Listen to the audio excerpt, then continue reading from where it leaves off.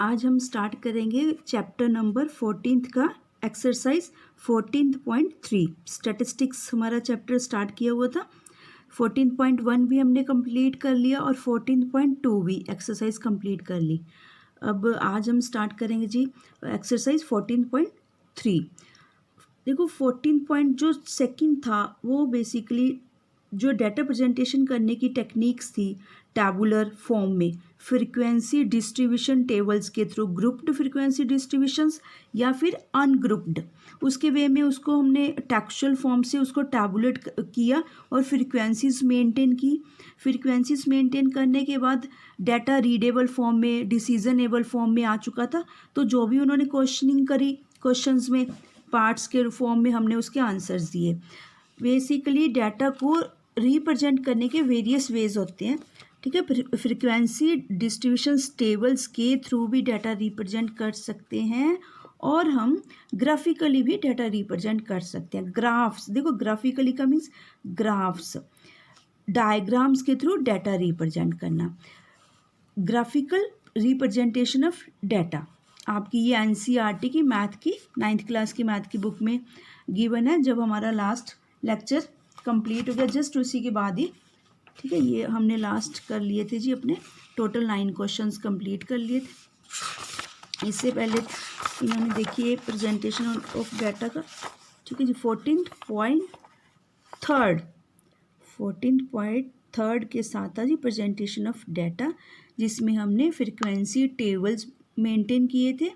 Frequency tables maintain करते हुए हमने क्या नोट डाउन करते हुए उनको मेंटेन किया था, ये देखिए आपकी एक्टिविटी 2 में लिखा है कि continuing with the same 4 groups change your data to frequency, ठीक है। अपने लास्ट वाली एक्टिविटीज़ को, डाटा को मेंटेन करते हुए आपने डाटा को कैसे ऑब्जर्व करना है, उनकी क्लास साइजेस को देखना है, रेंज डाटा देखनी है, टाइप देखना है, ठीक है। Range basically range of data में क्या कहना चाह रही है एक्टिविटी 2, स्मॉलेस्ट और हाईएस्ट डाटा को ऑब्जर्व करना था हमने जब हमने फ्रीक्वेंसी डिस्ट्रीब्यूशन टेबल्स ड्रॉ किए थे।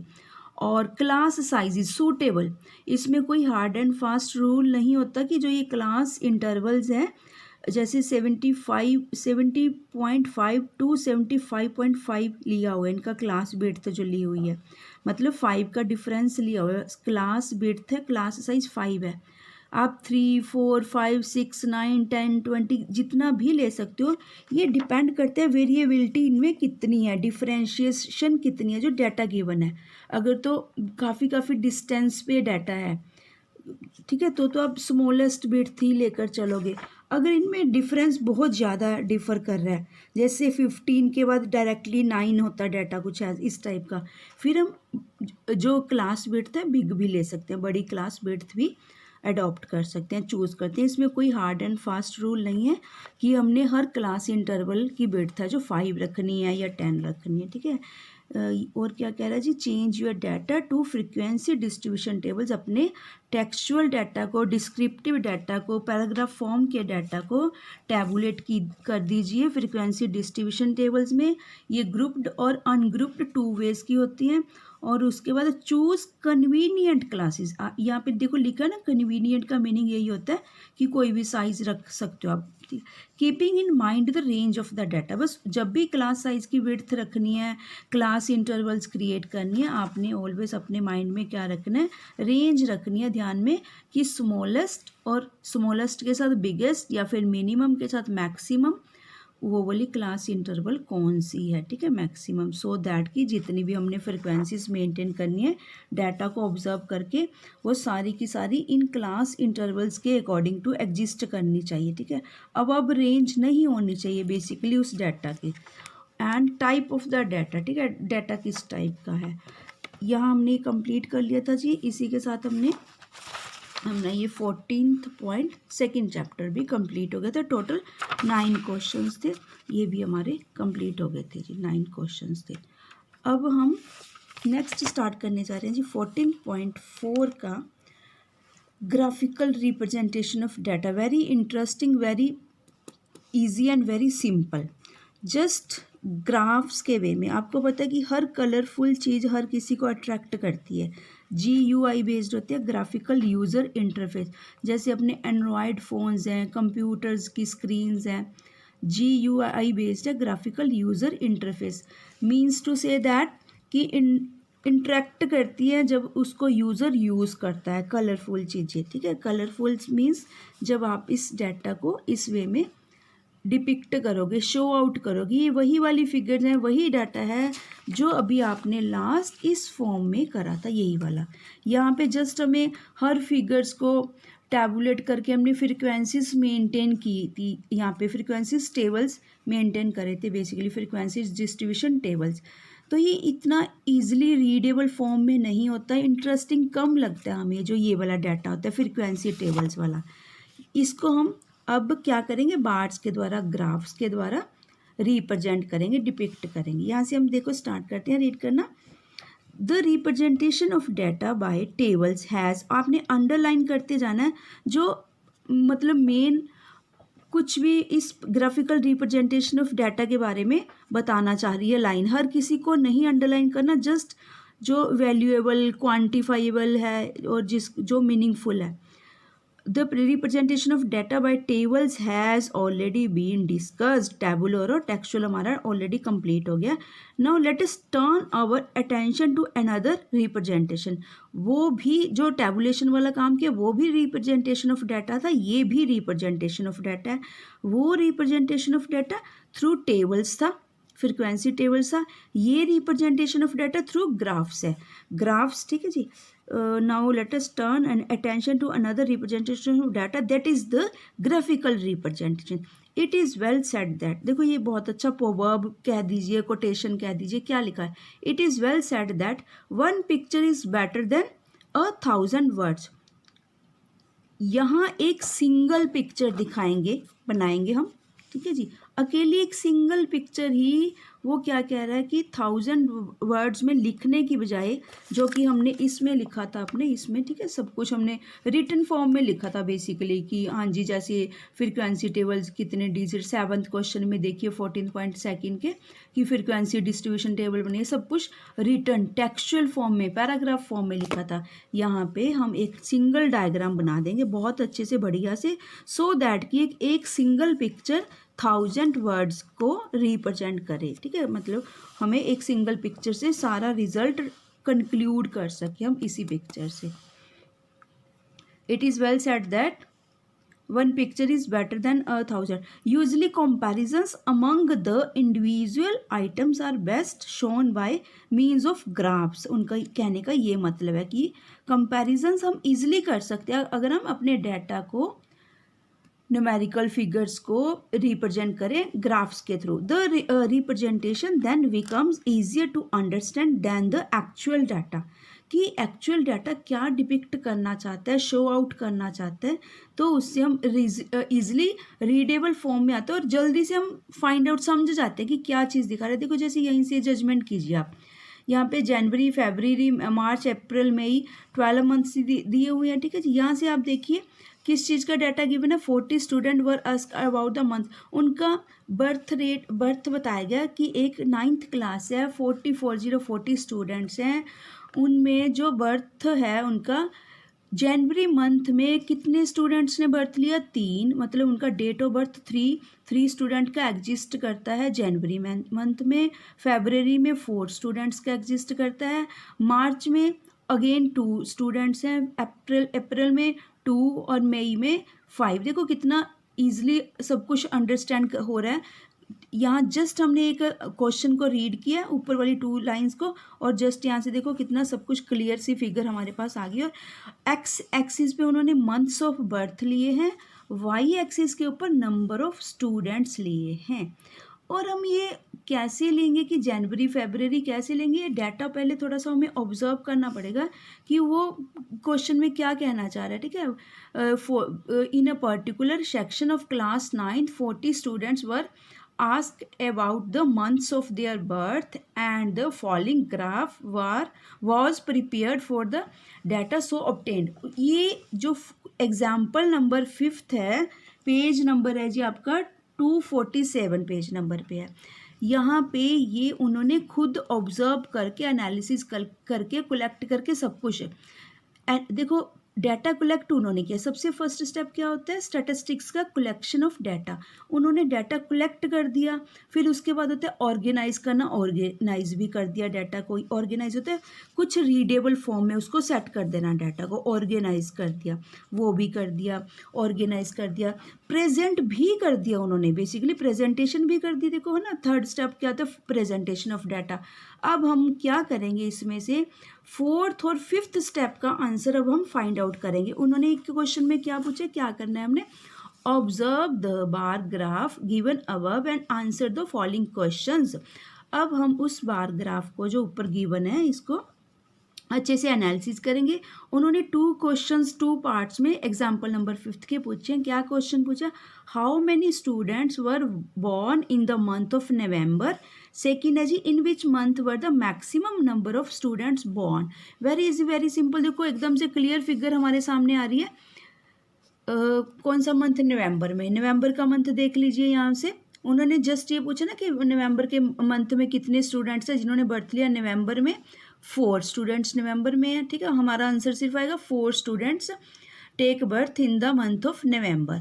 और जिस सेकंड का क्या पूछा उन्होंने, मैक्सिमम। आप ये साथ के साथ ना जी क्या कर सकते हो, जैसे मंथ ऑफ नवंबर पूछा है, ओनली हाउ मैनी पूछा, नोट मैक्सिमम मिनिमम, इसको अंडरलाइन करते जाना, रीड करते हुए ही साथ के साथ।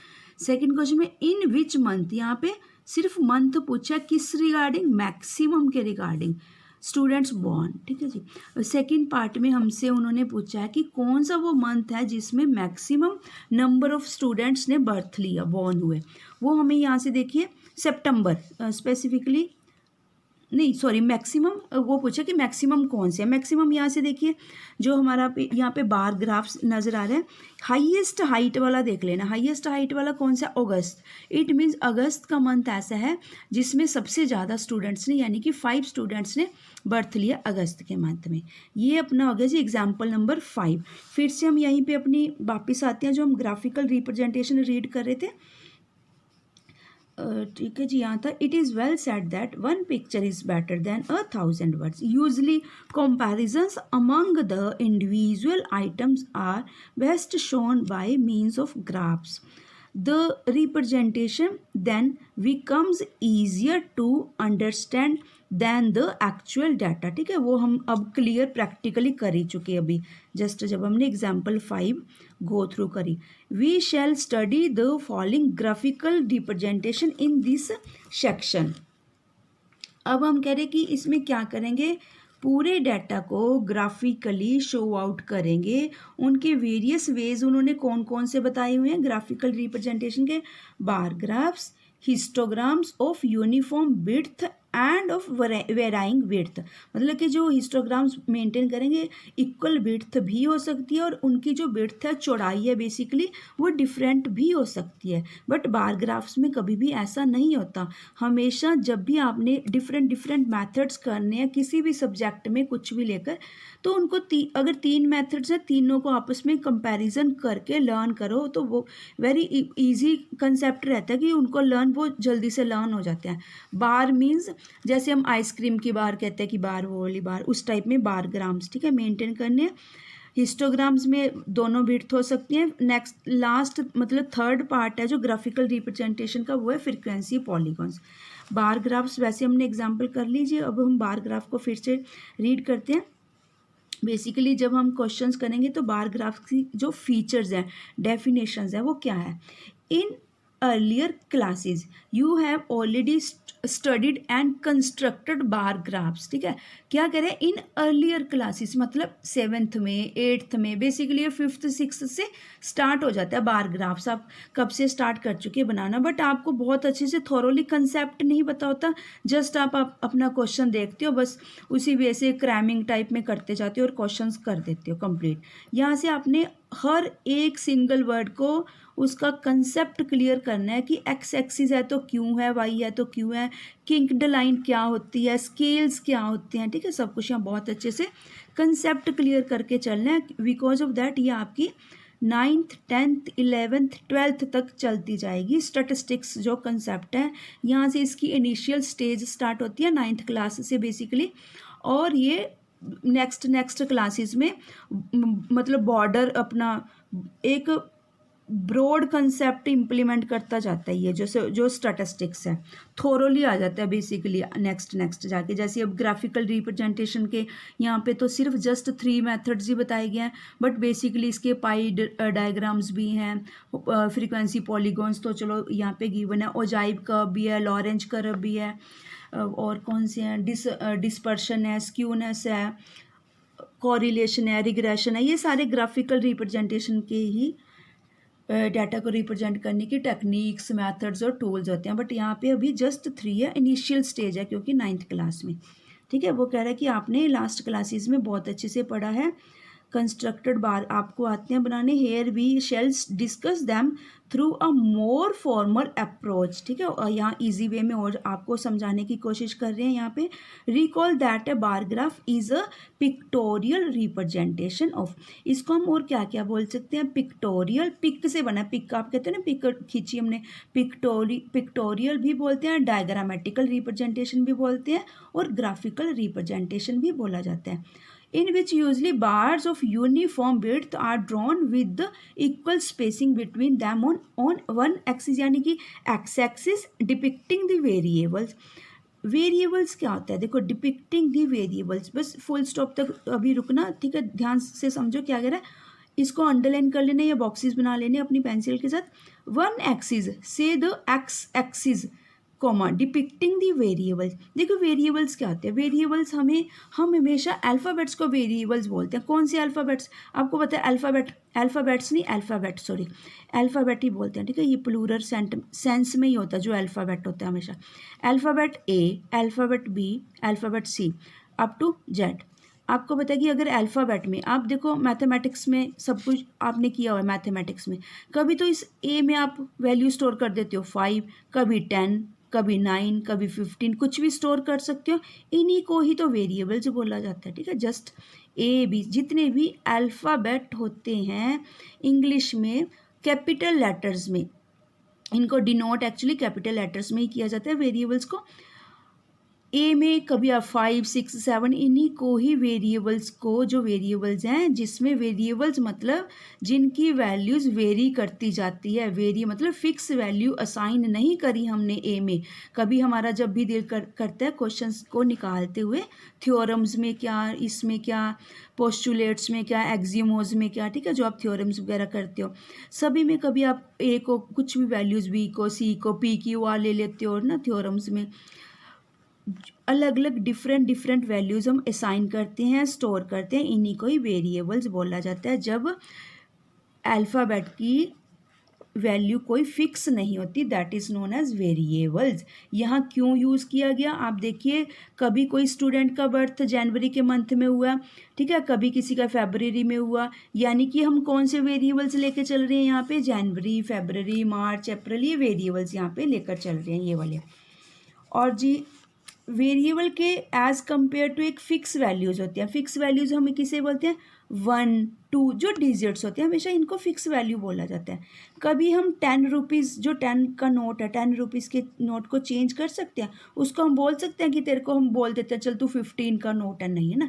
तो जो डिजिट्स होते हैं, न्यूमेरिकल वैल्यूज़ होते हैं, उनको फ़िक्स वैल्यूज़ बोला जाता है, अल्फ़ाबेट्स को वेरिएबल्स बोला जाता है। ठीक है, अब जिस भी स्टूडेंट का बर्थ जौन से भी मंथ में हुआ, वो मंथ उसके लिए फ़िक्स वैल्यू कहलाएगा, हम उसको चेंज नहीं कर सकते। हाँ, ये कि उसकी वैल्यूज़ किसी अल्फ़ाबेट में स्टोर कर सकते हैं, ये वेरिएबल्स होते हैं। ठीक है जी, अब ये और क्या कहना चाह रहे हैं इसमें, वो से the x axis depicting the variables. X axis में जनवरी, फरवरी मंथ्स नेम है, उसमें हमने स्टूडेंट्स का बर्थ फीडअप करा है, रिकॉर्ड करा है, असाइन करी है values. The value of the variable are shown on other, ये भी वेरिएबल्स हैं। क्यों, क्योंकि हमने इसमें भी देखो जनवरी, फरवरी, मार्च, ये भी वेरिएबल्स हैं जो हमने वाई एक्सिस पे लिए हैं। देखो जो एक्स एक्सिस है इसको और क्या बोला जाता है, हॉरिजॉन्टल एक्सिस। जो वाई एक्सिस है इसको और अनदर नेम से क्या बोला जाता है, वर्टिकल एक्सिस वाई एक्सिस को। यहाँ पे हमने कौन से वेरिएबल्स असाइन करे हैं, यहाँ पे हमने नंबर ऑफ स्टूडेंट्स, क्योंकि नंबर ऑफ स्टूडेंट्स भी वेराइंग करते हैं, मतलब कभी नंबर ऑफ स्टूडेंट्स कम भी हो सकते हैं, ज़्यादा भी हो सकते हैं, कुछ भी हो सकते हैं। बस जब भी वैल्यू फिक्स ना हो, वेरी करती जाए, उनको वेरिएबल्स की कैटेगरी में रखा जाता है। ठीक है जी, यहाँ हो गया the values of the variable are shown other axis से Y axis and the heights of the bars depend on the value. बस अब ये लास्ट 3 पॉइंट्स में इसको सम अप कर दिया, कंक्लूड कर दिया इस बार ग्राफ्स को। एक्स एक्सिस के बारे में बता दिया, वाई एक्सिस के बारे में बता दिया। अब लास्ट जो हमने मेन बनाना है, क्या बार्स बनानी है। बार्स में कहता है तुम क्या रखोगे, करोगे हाइट्स मेंटेन करके चलोगे। वो हाइट किस पे डिपेंड करते हैं, जो एक्स एक्सिस वेरिएबल लिया है हमने और वाई वेरिएबल, वाई एक्सिस पे वेरिएबल्स, यानी कि एक्स एक्सिस पे हमने मंथ्स ऑफ बर्थ लिया है, वाई एक्सिस जो अपना वर्टिकल एक्सिस है नंबर ऑफ स्टूडेंट्स से हैं, जहाँ पे यहाँ पे हमने नंबर ऑफ स्टूडेंट्स लिए हैं इस वाली वाई एक्सिस के ऊपर। अब दोनों को मेंटेन करते हुए हमने क्या किया, जनवरी मंथ में टोटल नंबर ऑफ स्टूडेंट्स ने 3 स्टूडेंट्स ने बर्थ लिया, फेबररी मंथ में 4 स्टूडेंट्स ने। बस इसी से हम अपना बार ग्राफ्स बनाते जाएंगे इसके ऊपर। और ऐसे ही हमने ये क्वेश्चन का आंसर भी दे दिया कि how many students were born in the month of November. ठीक है, और इस नेक्स्ट इसको हम थोड़ा सा और एनालिसिस करते हैं, और क्या कुछ गिवन है क्वेश्चन में। बस जस्ट उन्होंने आंसर ही दिया और कुछ नहीं है। Note that the variable here is the month of birth, very easy सा सिंपल है, कुछ भी नहीं कर रहा। ठीक है, and the value of the variable is the number of students born. देखो फर्स्ट क्वेश्चन का क्या आंसर था, 4 students were born in the month of November, and second का था the maximum number of students were born in the month of August. Almost आपने real में practically भी देखा कि सबसे मैक्सिमम जो स्टूडेंट्स ने किसी का भी बर्थ होता है वो अगस्त, सितंबर या अक्टूबर, ये 3 मंथ्स ऐसे होते हैं, कुछ प्लस या माइनस हो सकता है। ऑलमोस्ट तीनों ही मंथ्स में सबसे ज़्यादा ये बर्थ रेट रहता है, अगस्त, सितंबर और अक्टूबर में। ठीक है जी, यहाँ तक कंप्लीट कर दिया। अब यहाँ पे देखो इस एग्जांपल में ग्राफिकल रिप्रेजेंटेशन की फॉर्म में डाटा गिवन था, जस्ट हमने इन क्वेश्चंस का आंसर निकालना था, फाइंड आउट करना था। ठीक है जी, एग्जाम्पल 6 से पहले। ठीक है, अब इसी को मैंने यहाँ पे क्या किया हुआ है, छोटा सा आपके लिए आपकी नोटबुक में राइट डाउन करने के लिए, क्योंकि जो बुक्स हैं उसको रीड जरूर करना है आपने। अगर उसको क्रक्स या समरी की फॉर्म में आपने अपनी नोटबुक्स में नोट डाउन करना है तो इसको इस वे में कर सकते हैं। इट इज़ अ देखो ग्राफिकल, पिक्टोरियल और graphical representation of data. It is said that 1 picture is better than 1000 words. The graphical representation means representation bye graphs, various data को ग्राफ्स के थ्रू। 3 मेथड्स हैं, बार graphs, histograms and frequency polygons. Bar graphs को आप अपनी notebook पे ऐसे notes maintain करते हो, आप ऐसे नोट्स बना सकते हो। ठीक है जी, bar graph is a pictorial representation of data by graph drawn with equal spacing. ये ध्यान रखना, इसकी स्पेशल फीचर है, इसी से हम डिफ्रेंशिएट करेंगे हिस्टोग्राम और फ्रीक्वेंसी पॉलीगॉन्स के साथ। ठीक है, ध्यान रखना, with equal spacing between them on one axis says X axis and another axis says Y axis. जनवरी, फरवरी, मार्च, अप्रैल आप ऐसे लोगे, ये वाली विड्थ इक्वल स्पेसिंग रखनी है इनके इन बिटवीन। ये horizontal axis, we can also say that X axis, and this is known as vertical axis, also say that y axis. Scale क्या होता है, जो हमने ये विड्थ ली है scale is equal to 1 month, या फिर हम कह सकते हैं 1 मंथ में क्या हो सकता है 31 डेज भी हो सकते हैं, 30 भी, 28 और 29 भी। ये स्केलिंग करनी होती है हमने ग्राफिकल में, ये मस्ट है स्केल आपने यहाँ पे लिखना ही लिखना है जब आप ग्राफ्स के थ्रू अपना डाटा रिप्रेजेंट करते हो ग्राफिकल वे में। ठीक है जी, ये तो है बार ग्राफ्स। ऐसे अब हमने नेक्स्ट किया जी आपके लिए हिस्टोग्राम्स, जस्ट डेफिनेशन की फॉर्म में लिखा है। हिस्टोग्राम्स कहते हैं this is a form of, आपने देखा कि जो बार ग्राफ्स था उनके यहाँ इन बिटवीन में स्पेस था। जो हिस्टोग्राम्स है इसी की मेन सबसे पहली फीचर तो यही है कि इनमें स्पेसिंग नहीं होती। सेकंड फीचर क्या होता है, कॉन्टीन्यूस क्लासेस के लिए यूज़ किया जाता है बेसिकली हिस्टोग्राम। थर्ड फीचर क्या होता है, ये इक्वल विड्थ भी हो सकती है इनकी, और जो विड्थ है डिफरेंट भी, डिफरेंट मतलब हम इनकी जो विड्थ है हिस्टोग्राम्स की अलग अलग विड्थ भी मेंटेन कर सकते हैं। ये यहाँ पे देखिए, इस वाले क्वेश्चन में देखिए इक्वल विड्थ भी हिस्टोग्राम है। आपके पेज नंबर है जी 25.1 इक्वल विड्थ भी है और डिफरेंट विड्थ भी। हिस्टोग्राम्स की एग्जांपल दी है, ठीक है। ये इसकी स्पेशल फीचर्स है हिस्टोग्राम्स की। थर्ड है जी frequency polygons. It is histogram represent frequency polygons. जो हिस्टोग्राम्स आपने बनाया है वही वाला एज इट इज़ यहाँ फ्रीक्वेंसी में आ जाएगा। फ्रीक्वेंसी को जस्ट पॉलीगॉन्स मतलब यहाँ पे हम इनके क्या करेंगे, यहाँ से जस्ट सेंटर से, यहाँ से ध्यान रखना, सेंटर से हम डॉटेड लाइन में उनके सेंटर पॉइंट निकालते हुए फ्रीक्वेंसी पॉलीगॉन बोला जाता है, इनको ड्रॉन आउट कर देंगे। जस्ट सेंटर पॉइंट्स को उठाते हुए उनको मिड पॉइंट्स को लेकर आपस में मिला देंगे। देखियो क्या डेफिनेशन क्या लिखा है, it is histogram represented by joining mid points of the upper sides of the histogram. देखो अपर साइड्स को यहाँ से, ठीक है। और स्टार्टिंग और एंडिंग खास ध्यान रखना है आपने। स्टार्टिंग से कैसे स्टार्ट करना है, जो हमने पॉइंट लिया है जस्ट स्टार्टिंग वाली विड्थ का सेंटर पॉइंट लिया है और इसको एज इट इज छोड़ देना है यहाँ से। नेक्स्ट, ठीक है जी, उस जो बी वाला हिस्टोग्राम है उसका मिड पॉइंट लिया, फिर सी डी, और ये ए बी सी डी ई ये हमने असाइन करनी है। यही तो पॉलीगॉन्स के पॉइंट है, इन्हीं को तो मिड पॉइंट लेके मिलाया है। और एंड में ई भी आप लगाओगे क्योंकि स्टार्टिंग और एंडिंग पॉइंट जरूर करना है, तो उसी के साथ ही मिड पॉइंट्स बनाते हुए हमारा फ्रीक्वेंसी पॉलीगॉन्स इस वे में हम बना सकते हैं। और आपकी बुक में जी दिया हुआ है फ्रीक्वेंसी पॉलीगॉन का कोई फिगर आपको दिखाते हैं हम, ये देखिए, ठीक है जी, फ्रीक्वेंसी पॉलीगॉन का ही फिगर है, ठीक है। ये किंक्ड लाइन है ये वाली। यहाँ से मिड पॉइंट लिया, सेंटर से ए वैल्यू साइन करी, सीक्वेंस फॉलो करते जाने, कभी भी आपका क्वेश्चन गलत नहीं होएगा, ठीक है। A B C D mid points लेते जाने या डॉट लाइन लगाते जाने, इसी को दूर से, सो दैट कि कोई भी पहचान सके कि ये तो वही फ्रीक्वेंसी पॉलीगॉन का फिगर है, ठीक है। दूर से ग्राफिकल रिप्रेजेंटेशन का मीनिंग यही होता है कि इजीली रीडेबल फॉर्म में हम सब कुछ बना सके। और जी आपकी एग्जाम्पल नंबर होगी ये कंप्लीट। अब हम चलते हैं एग्जाम्पल नंबर फिफ्थ की सिक्स्थ पे। एग्जाम्पल नंबर फिफ्थ कर लिए, एग्जाम्पल नंबर सिक्स्थ करते हैं। वेरी इजी, वेरी सिंपल है। देखिए लास्ट क्वेश्चन में ये वाला मतलब कि ऑर्गेनाइज्ड वे में डाटा गिवन था, यहाँ पे ऑर्गेनाइज्ड वे में ग्राफिक वे में हमारे पास ये डायग्राम गिवन था basically.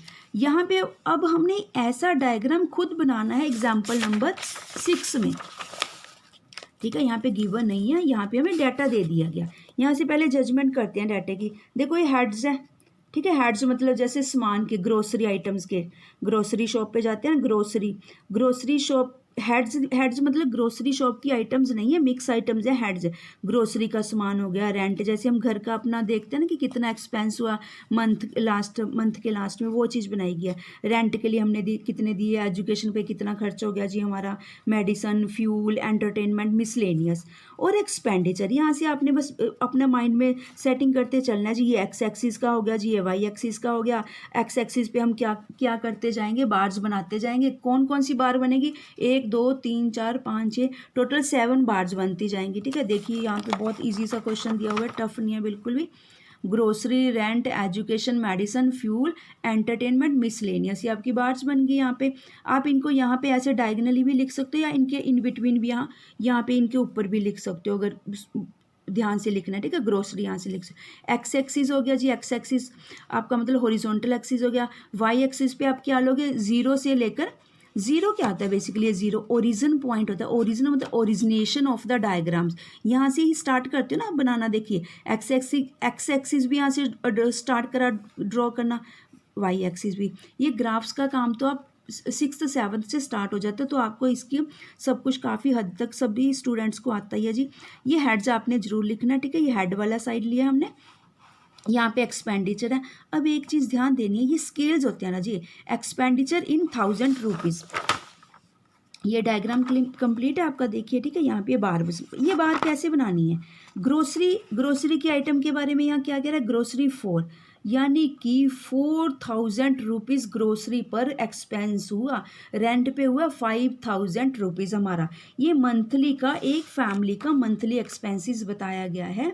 A family with a monthly income of ₹20,000 had plan the following expenditure per month under. अभी उसने उसकी जो इनकम है ना 20,000 है, तो उसको पता है कि मेरे हर मंथ का ये इस रिगार्डिंग ग्रोसरी के रिगार्डिंग इतना एक्सपेंस हो जाता है। उसने प्री प्लान किया, ठीक है, प्लानिंग करी है कि इतना हो जाएगा मेरा 20,000 का के अकॉर्डिंग, ये उसने सेटिंग करी है कि इतना खर्च हो सकता है मेरा ग्रोसरी का, ठीक है। इसी से हमने फिर अपना बार डायग्राम बना दिया। अब इस जो ये डाटा गिवन है टैबुलर फॉर्म में डाटा गिवन है और हमने ग्राफिकल वे में रिप्रेजेंट किया थ्रू बार डायग्राम, उसकी इंटरप्रिटेशन क्या लीजिए, एनालिसिस क्या लीजिए डाटा का, ठीक है जी। ये है इंटरप्रिटेशन एनालिसिस। बहुत अच्छे से ध्यान से इसको गो थ्रू करना है। इस यही से स्टार्टिंग एग्जांपल्स को अगर आप अच्छे से ध्यान से करोगे ना, सारे क्वेश्चंस एकदम से अच्छे से निकल आएंगे। देखिए, we draw the bar graph of this data in the following steps. Note that the unit in the second column is 1,000 rupees. So 4 against grocery means 4,000. ये ध्यान रखना है कि उन्होंने जो यूनिट्स लिए हैं, स्केल लिए हैं, ये वाली ये चीज़ स्केल होती है। यहाँ पे उन्होंने मेंशन कर दिया कि मैं वहाँ पे कहता 3 zeros लिखने का मेरा आइडिया नहीं बनता था, 3 zeros, क्योंकि वो सभी के लिए 3 zeros दिखा रहा है, तो एक कॉमन 3 हमारे पास 1000 से कॉमन आ रहा था, तो हमने उस 1000 को जो कॉमन फिगर आ रही थी स्केल्स की फॉर्म में यहाँ पे लिख देना है। हमने वहाँ पे ग्राफ पे जरूर मेंशन करना है scale 1 unit is equal to ₹1000। कहाँ पे मेंशन करना होता है ये, यहाँ पे जी, यहाँ पे आप जरूर लिखोगे scale is equal to 1 unit is equal to 1000 rupees. मतलब इस टाइप में आपने यहाँ पे मेंशन करना है, इसी फिगर के अंडर यहाँ पे मेंशन करना है। अब और देखते हैं जी next, we represent the heads variables on the horizontal axis choosing any scale choose कर सकते हो। ये हार्ड एंड फास्ट रूल नहीं है कि 1000 में ही रखना है आपने, ठीक है। कुछ भी अपने बस कोई कॉमन सी फिगर फाइंड आउट कर लेनी है। यहाँ हमें कॉमन, क्योंकि 1000 में 1000 कॉमन लगा था, अगर कोई फिगर यहाँ 3900 होती सपोज ऑफ दैट, तो हम 1000 चूज ही नहीं कर सकते थे, तो हमें जो स्केल है 100 चूज करना पड़ता। अगर 39 कोई अमाउंट होती 3900, बट उन्होंने स्टार्टिंग में खुद ही दे दिया कि मेरी सारी फिगर से जो अमाउंट है 1000 में, सो हम अपना स्केल यही वाला, ठीक है, चूज कर लेंगे। देखिए, अब एक्स एक्सिस का, हॉरिजॉन्टल एक्सिस और वर्टिकल का सारा कुछ यहाँ पे गिवन है, but for clarity we take equal width for all bars and maintain equal gaps in between, let one head be represented by 1 unit. ये भी ध्यान रखना है। सेकेंड बात, ये एनालिसिस करना, ये इसके बारे में ये एंड में ग्राफ बनाने के बाद जरूर ये आपने 2, 3, 4 लाइन्स जितना आपका दिल करे जरूर लिखना, जो जो आपको लग रहा है कि हम इस डायग्राम के बारे में कुछ लिख सकते हैं। बेसिकली इसको क्या बोला जाता है, इंटरप्रिटेशन एनालिसिस बोला जाता है। आपके इंग्लिश में भी जो कुछ सिलेबस है उसमें भी है कि आपने इंग्लिश में कुछ आपके क्वेश्चंस इस टाइप के हैं 9th क्लास में, कि उसको आपने ग्राफ्स को एनालिसिस की फॉर्म में लिखना है। उसी वे में ये भी वही एक उसी का ही कुछ एक पार्ट है। सेकेंड पॉइंट क्या कह रहा है जी, we represent the expenditure value on the vertical axis since the maximum expenditure is 5000 we can choose the scale ₹1000। ये देखिए कि कहते हैं हमने स्केलिंग कैसे चुनी है। यहाँ पे ये देखिए, यहाँ पे 1 मिनिमम है और हाईएस्ट वैल्यू क्या है 5 है। सो दैट कहते हैं कि हम ऐसा करते हैं 1 और 5 है ना, इट मीन्स 0 ओरिजिनल, ये तो ओरिजिन है जहाँ से स्टार्ट हुआ, 1 से लेके हम अप टू 7 तक चले जाते हैं, क्योंकि बिल्कुल ही किनारे तक रुकेंगे ना, ये बना हुआ अच्छा नहीं लगेगा। क्योंकि ग्राफिकल रिप्रेजेंटेशन कहते हैं कि आपकी ब्यूटिफिकेशन भी होनी चाहिए डाटा, जो आप क्वेश्चंस करते हो, पेपर सॉल्व करते हो, ठीक है, ब्यूटिफिकेशन मस्ट है, ठीक है। उसी के अकॉर्डिंग हमें मार्क्स भी होता है कि हाँ भी बहुत अच्छे से क्लीन किया हो, इट मीन्स बच्चे को समझ है हर क्वेश्चंस की। तो हम इसको 5 पूरा नहीं लेंगे, 6, 7 तक लेके चले जाते हैं इसको, क्योंकि हमारी मिनिमम वैल्यू क्या है 5 है, तो हम यहाँ पे स्केलिंग 7 तक कर लेते हैं। ये उन्हीं के बारे में यहाँ पे बताना चाह रहा है कि कहाँ तक हमने लिए जी। Since the maximum we can choose the scale, ठीक है जी। ये होगा थर्ड पॉइंट क्या कह रहा है, to represent our first head that is grocery we draw a rectangular bar. ये याद रखना, स्क्वायर बॉक्सेस में बिल्कुल भी वो अच्छा नहीं लगता। कोई स्क्वायर बॉक्सेस में अपने आप ही बेसिकली ये डिपेंड करते हैं, जो तुम्हारा डाटा की रेक्टेंगुलर बार बनेगी या स्क्वायर बार बनेगी, इस डाटा के ऊपर डिपेंड करता है। कैसे देखो, आपको यहाँ से फिर से दिखाते हैं। अब यहाँ से देखिए, almost rectangular form, rectangular rent का भी रेक्टेंगुलर फॉर्म बना है, एजुकेशन का, मेडिसिन का, फ्यूल का, थोड़ा सा हम एंटरटेनमेंट और मिसलेनियस बात जो बनी है वो कह सकते हैं, हल्की सी वो स्क्वायर फॉर्म में बनी है, बेसिकली रेक्टेंगुलर फॉर्म में बनती है, डिपेंड करता है आपका डाटा किस टाइप का, ठीक है जी। और अब जो सॉरी ये वाला लास्ट पॉइंट है, ये क्या कहना चाह रहा है, फोर्थ पॉइंट है, similarly other heads are represented living gap, similarly a gap of 1 unit in between two consecutive bars। यहाँ पे आपने ध्यान रखना है जो बार और हिस्टोग्राम में डिफरेंस इसी चीज़ का है, दो कंजक्टिव बार्स, कंजक्टिव भी बोल दीजिए, कंजिक्यूटिव बोल, कॉन्टीन्यूसली, ठीक है, कंजक्टिव कंजिक्यूटिव कॉन्टीन्यूसली सिनोनिम्स है, ये तीनों का सेम मीनिंग है, उनमें 1 यूनिट का डिफरेंस रखा है, वो कह रहे हैं हमने, ठीक है जी। इनमें देखिए 1 यूनिट, फिर नेक्स्ट बार आ गई 1 यूनिट, फिर रेंट बार आ गई, सभी में इक्वल डिफरेंस रखा है। ये नहीं कि आपने फर्स्ट बार में 1 यूनिट का डिफरेंस रख दिया, सेकंड में 2 यूनिट का रख दिया। आप खुद सोच के देखो, अगर आप वैसे मेंटेन करोगे कितना ऑकवर्ड लगेगा ये देखने में, ठीक है।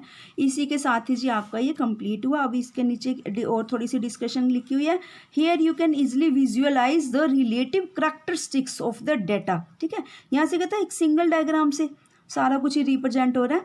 Visualise the relative characteristics of the data at a glance, for example the expenditure on education is more than double that of medical. यहाँ पे कंक्लूजन है, बेसिकली ये डाटा का कंक्लूड कर दिया अब इन्होंने, आप इसको कह सकते हो कंक्लूजन, क्योंकि जो स्टैटिस्टिक्स है क्या कहती है, वो कंक्लूजन है बेसिकली राजा, ठीक है। जो स्टैटिस्टिक्स क्या कहती है, ऑर्गेनाइज डाटा कलेक्ट करना, ऑर्गेनाइज करना, प्रेजेंट करना, एनालिसिस करना, इंटरप्रेट करना, लास्ट स्टेप होता है कंक्लूड करना, कोई रिजल्ट ड्रॉ ऑन करना। ये अब हमने रिजल्ट निकाला है इस क्वेश्चन में, देखिए क्या रिजल्ट फाइंड आउट किया यहाँ पे, यहाँ से आपको खुद ही देखिए एकदम से पता लग रहा है ना। एजुकेशन क्या कह रहे हैं, at a glance the education is more than double that of medical expenses. Medical में 2 कर रहे हैं एक्सपेंसेस, एजुकेशन में 4 5 कर रहे हैं ऑलमोस्ट। आप यहाँ से कितनी भी फीचर्स हम निकाल सकते हैं, ठीक है। वो डिपेंड करते हैं फैमिली किसकी तरफ देखना चाह रही है, कि वो देखना चाह रही है कि मेरा डेली का फ्यूल का खर्च कितना आ रहा है, उसको किसी के साथ कंपैरिजन करिए। किसी भी हेड को लेके आप डिस्कस कर सकते हो, इसका कंक्लूजन कितना भी लेंथी आप मेंटेन कर सकते हो, वो डिपेंड करता है कि आपका ऑब्जेक्ट क्या था इसको बनाने का। बस ये में ध्यान रखना है कि जो आपने डायग्राम बनाया इसका सबसे पहले ऑब्जेक्ट क्या था, क्यों बनाना चाह रहे थे, आप क्या चीज़ देखना चाहते थे इसमें से।